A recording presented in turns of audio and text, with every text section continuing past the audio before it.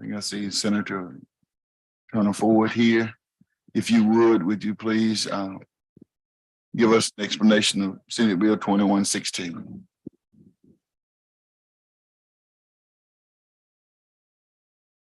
Thank you, Mr. Chairman, and to the members of the committee. Senate Bill 2116 basically adds a provision relative to juveniles who have been defined according to line 12 as persons who are under the age of 18 when they have committed an offense. And if they are sentenced to life imprisonment, they will become eligible. If you turn over to 205, they would be eligible for a parole review after they have served 20 years, which is in effect a life sentence for that individual, provided, if they were found guilty before they turned 18. So that's really all that the bill does. The parole board has the discretion to decide if they should be released or not. This bill would not change their authority in any way. I'll yield for questions. Yeah, we just heard the explanation. I see we have two questions, one by Senator Norwood and then Senator Williams. Senator Norwood, you're recognized for a question. Thank you, Mr. Chairman. I guess my concern, parole review. Now, would there be any actions that would facilitate that, or would, when we said parole review, what could you help me out with that? According to line 208, it says the individual shall be eligible for parole after serving 20 years of the sentence. All persons eligible for parole shall be required to have a parole hearing before the parole board. And so the process is codified for a hearing before the parole board will be followed. And that's not current law. Not for this amount of time. Well, not after not mandated after 20 years of having served. That is not current law. Okay. And I guess, Mr. Chairman, I guess what my concerns would be that, we have more and more youth that are committing crimes that are as a result, as adults. They're, what youth that commit crimes, adult crimes, if you will.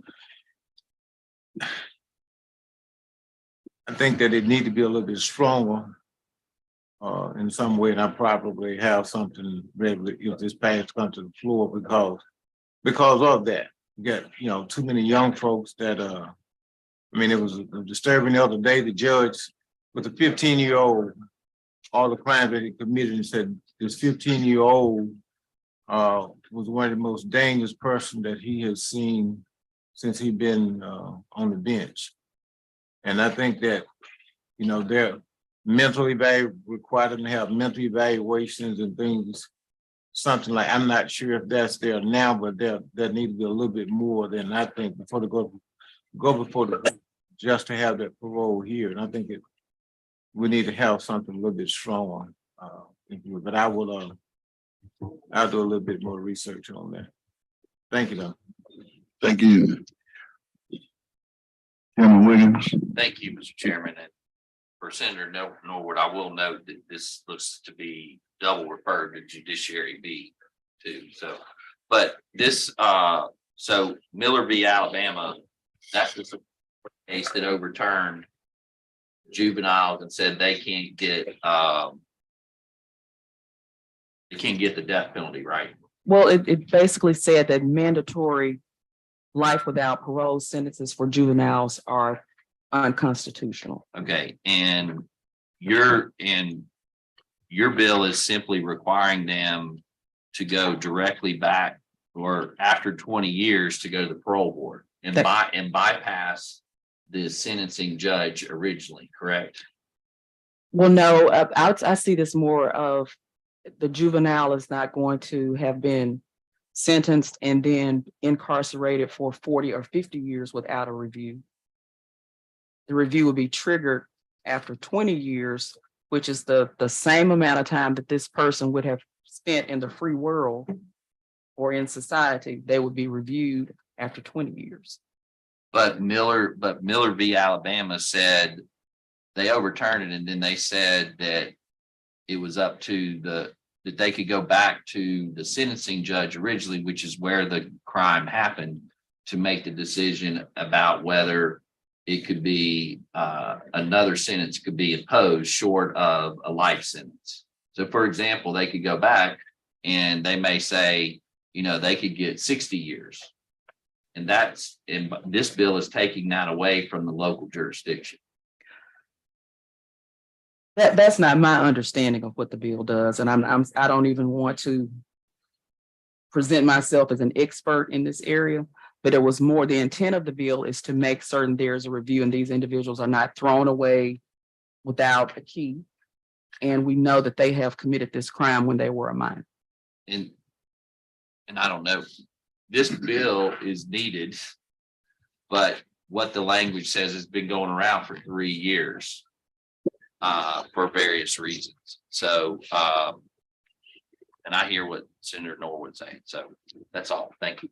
Thank you. Senator Ford, would you be open to an amendment here that may address the question of Senator Norwood and Senator Wiggins? Certainly. My amendment would simply state that after 20 years, then they would have to go back or appear before the sentencing judge to make that determination as to if they are to face an additional time, or is there a possibility that they have been rehabbed and could probably be paroled at that time. Does that make sense to you? I understand what you're doing. I certainly can support that. Senator, yes. Again, not being an attorney, I understand it, but why you gotta go back for the system?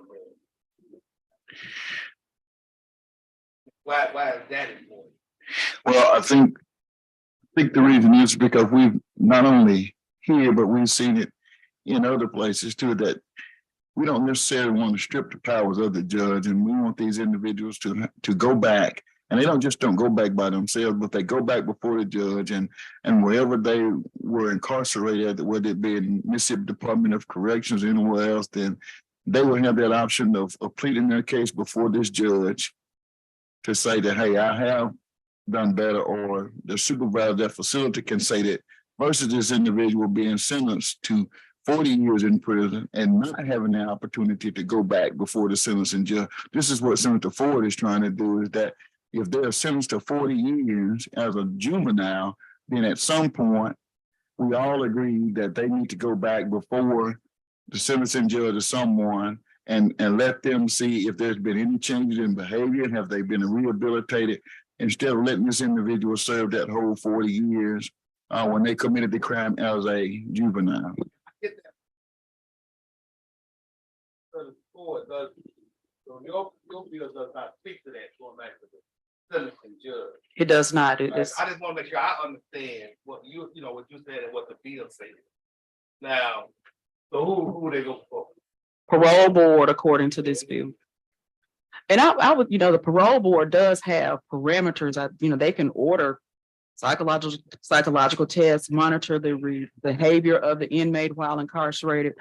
There are certain powers that they do have in order to analyze the inmate and determine if he or she should be released. You be okay with the Certainly, whatever the committee chooses to do, is Senator prerogative of the committee. DeBarnes, Chairman DeBarnes, sorry.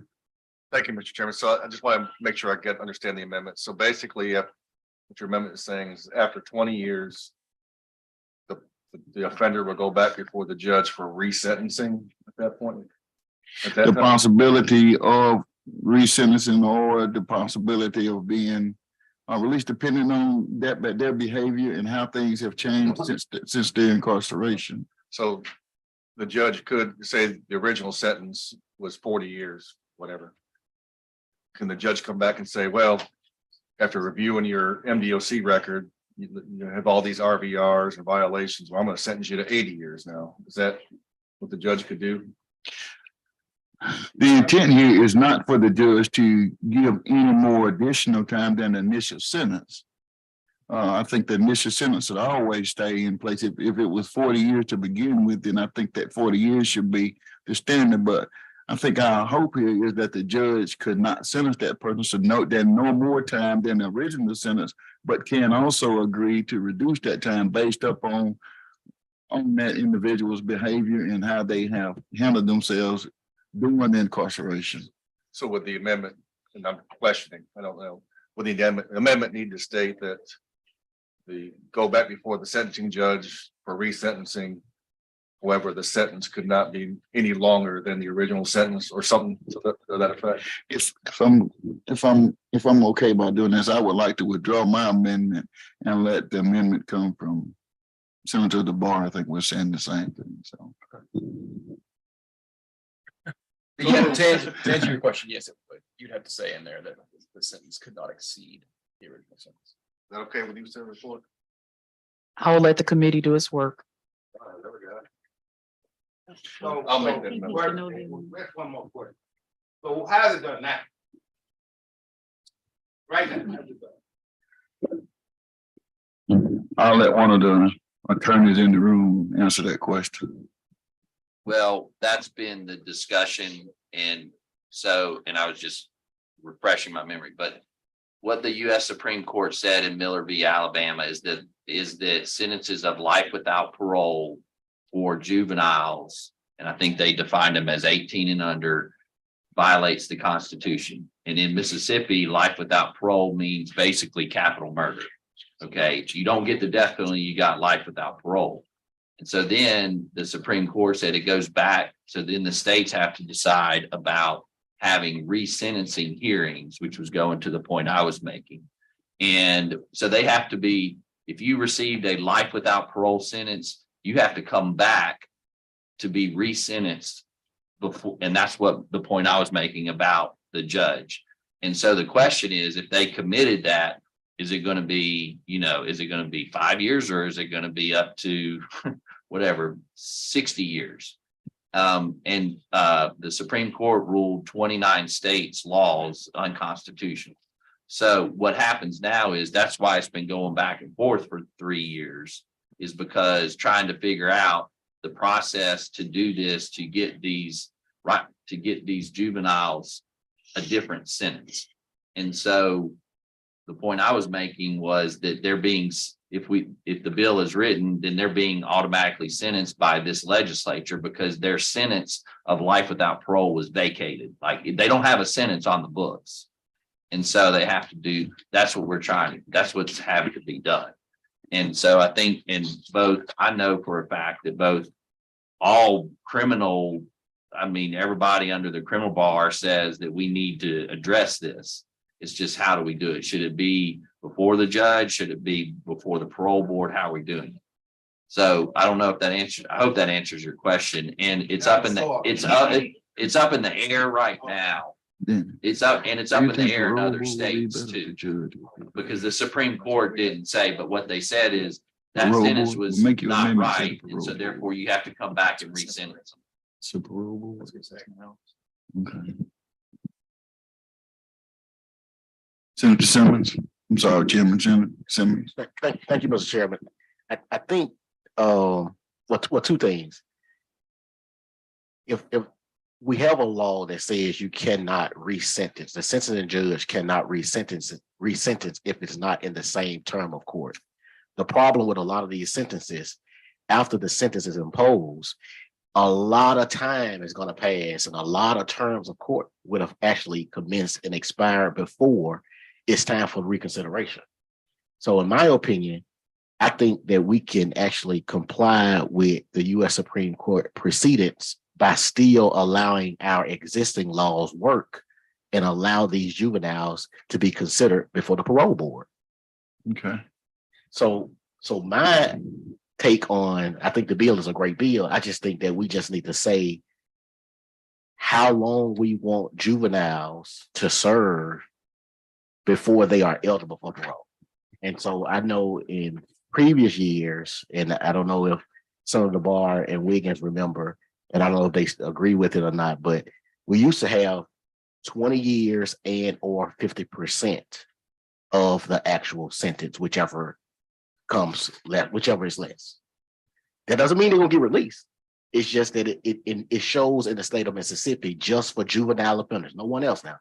Just for juvenile offenders, we have set in statute when they should have their first opportunity to be considered by the parole. So my amendment, if it's okay with the chairman and the committee, is to keep what Senator Ford has proposed, but also put that language in there, what we had, or 50%, whichever is less. So if a juvenile was sentenced to 40 years on a second-degree murder, which is the max, he or she will not be considered for parole until 20 years. Some juveniles have multiple offenses where they may have two sentences and the judge may run it consecutively. Second-degree murder and also shooting into an occupied dwelling, and they may give them 40 years on a second-degree murder, 15 years or 20 years for make the calculation easier, and run it consecutive. That's a 60-year sentence. He or she can't be considered until 30. But you got some in place in compliance with the U.S. Supreme Court, because right now we have not done anything after those U.S. Supreme Court's rulings. So that'll be my amendment, if it's okay with you first, Mr. Chairman, that I asked the committee to consider. Okay, I'm okay with that. Senator Simmons, would you clarify, did you say whichever is less or whichever is greater? Whichever is less. So that's the only amendment we have. Correct. Okay. Okay, so we have an amendment. All in favor, let it be known by saying aye. All opposed? Ayes carried. Now back on the original bill. Are there any other questions? Senator Turner for, oh, you can, Senator Simmons for,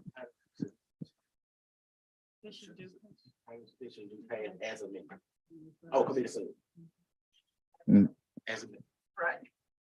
all in favor? Aye. All opposed? Ayes carried. Thank you. The other bill that we had is 2495.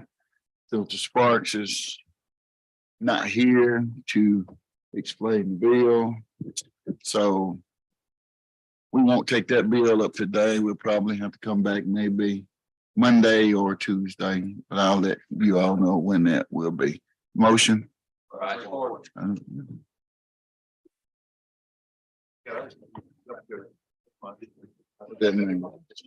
I'm sorry. The secretary's not here, so I need to say. Just put X on it, keep it moving. Oh, you have a fancy handwriting. They know your fancy handwriting in the doctor's room. Oh, yeah, me and Ann Sullivan had a long So conversation. I think. About what? Yeah, I think your that's what handwriting. happened. That's what happened. She loves your They video. were sending